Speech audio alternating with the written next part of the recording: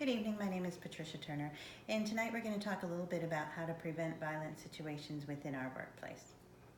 As I'm sure you're all aware of, we had a patient come into our emergency room a couple weeks ago. He was agitated when he got there, and the situation quickly became violent. He injured a nurse, and he struck out at police and security. Eventually, our team had to use chemical and physical restraints. That is something we no longer want to do. So today we're going to talk about maybe some different methods to try. I want you all to know this is a Joint Commission requirement. We have to have a safety plan in our facility, and a portion of that plan needs to include a way to prevent violence.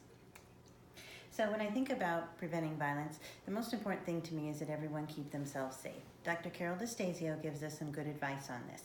She tells us to have an escape route, don't let the patient come between us and the door, and don't crowd or get too close to the patient.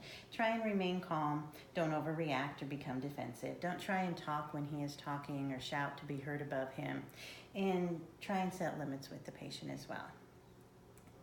So we need to have some clues on how we can know when a patient is going to become violent or agitated. And I want our front desk people and our admitting staff to pay special attention to this, because you're going to be our first people to look for these clues. A group of physicians at Ohio State University tells us things we should watch for. We should look for loud talking or use of profanity, demanding unnecessary care, or having some kind of crazy conspiracy theories. Certainly if they begin to invade your personal space, that's a concern. But most important, I want you to trust yourself. Trust your gut. If you feel like the situation isn't quite right, go ahead and initiate our safety plan. And to do this plan, the first thing we want to do is immediately get this patient away from all of the other patients. Get him out of the waiting room and back into the emergency room. Get him into an exam room in an area that's likely to be fairly quiet. As you're walking through the emergency department, look to your team members, look to the physicians, nurses, and security, and say the word staff. They're going to know that you're concerned about the situation, but the patient won't have any idea. Once the patient is back in the exam room, we do need the medical team to go in as quick as possible. I don't want anyone to ever go in by themselves. Security guards, you should position yourself outside the room, but try not to just sit there and be visible. Your uniforms can be very agitating to the patient. They look a lot like police uniforms. Once we go in the room, we need to get a good history. We know that these people may not be reliable historians, so I want you to start checking care everywhere and look for other facilities' records. And I want you to look for some diagnoses that can be associated with patients who become violent.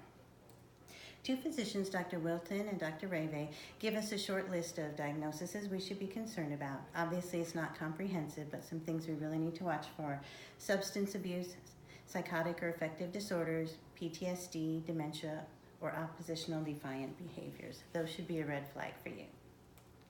So if you're in with your patient and they've already given us some clues they could become agitated, and we find some concerning diagnoses, we should go ahead and initiate our tools of verbal de-escalation. These are the tools that are recommended by the American Association for Emergency De-Escalation Work Group. They include things like respecting the patient's personal space, establishing verbal contact, don't let him sit in the room and become more agitated because he's by himself. Be concise, listen closely, identify wants and feelings of the patient, try and offer them some choices. It makes them feel like they still have some control over the situation, but also be sure and set limits with them. And we're going to become proficient at these techniques because we're going to be role-playing with each other.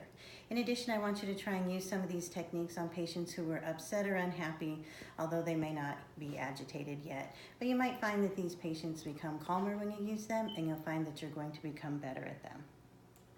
So the whole goal is to use these verbal de-escalation skills to prevent violence from ever happening in the first place. When these situations occur, we do need to have a debriefing. We'll have a meeting, and the people who are actually present are going to reenact the situation. We'll then talk about it a little bit as a group, maybe find some better ways or some other techniques we could use. Certainly don't be critical or derogatory towards the people who are there. Then we'll role play trying our new techniques and see if things are a little bit better.